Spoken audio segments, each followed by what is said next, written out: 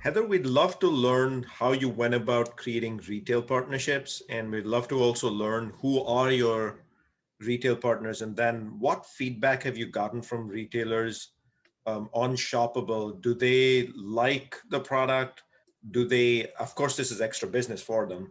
So I'm going to find it hard pressed to believe they don't like it. But what's the feedback you're getting back, and who are your partners, and how did you go about this process?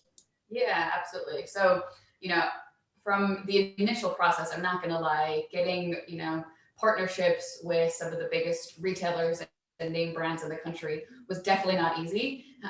Especially, like I said, going into it without having any connection. So having to network to get there. But, like all marketplaces, we had an initial chicken and egg challenge to solve. And, um, back when I was still living in San Francisco, I, was after many, many emails and in the early days of LinkedIn messaging, which now I know everyone gets a bunch of messages, but I was able to essentially cold call and set up meetings with companies like Saks Fifth Avenue and Bloomingdale's and Ralph Lauren in New York. So I flew out to New York, pitched them on the idea, and at first kind of general feedback was, okay, we just don't operate like that. We don't, we just don't do that.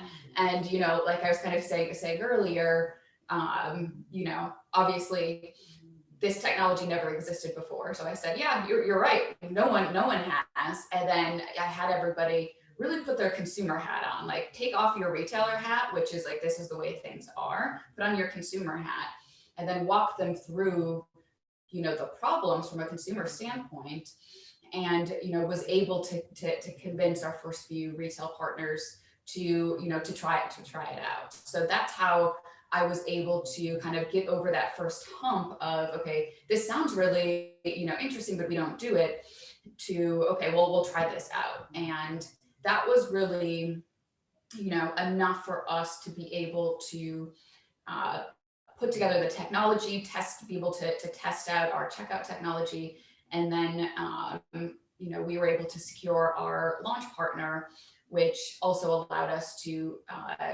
obviously start picking up a lot more traction as soon as other retailers saw it live, and they could see it come to life. It became a lot more obvious what the power of the technology and the benefits to them. So to the other part of your question, we work with a lot of different types of retailers today, but just to name a few, Walmart and Target, Saks Fifth Avenue.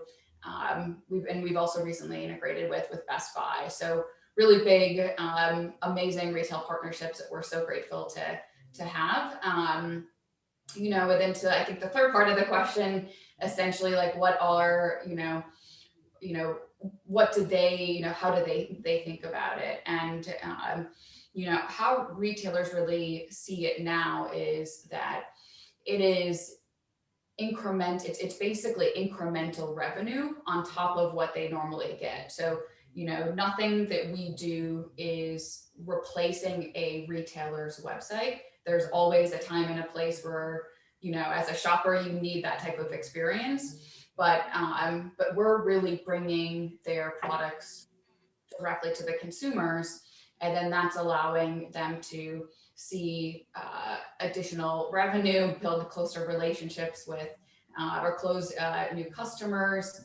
And then I think it's really the other really important piece for, and just really fascinating things that I've seen throughout the time of building the business, is with product search. So when I started this business, the majority of consumers, over 50% of consumers, started product search at Google. And I'm sure you guys are well aware of this, but in 2020, 63% of people started product search at Amazon. And that is just a massive hit to anybody that is not Amazon. So really, what we're trying to do, from a consumer standpoint, is obviously make it easier for consumers to buy anything that they see. But for retailers, it's also strategic because it helps them move further up the funnel and convert earlier from that discovery standpoint.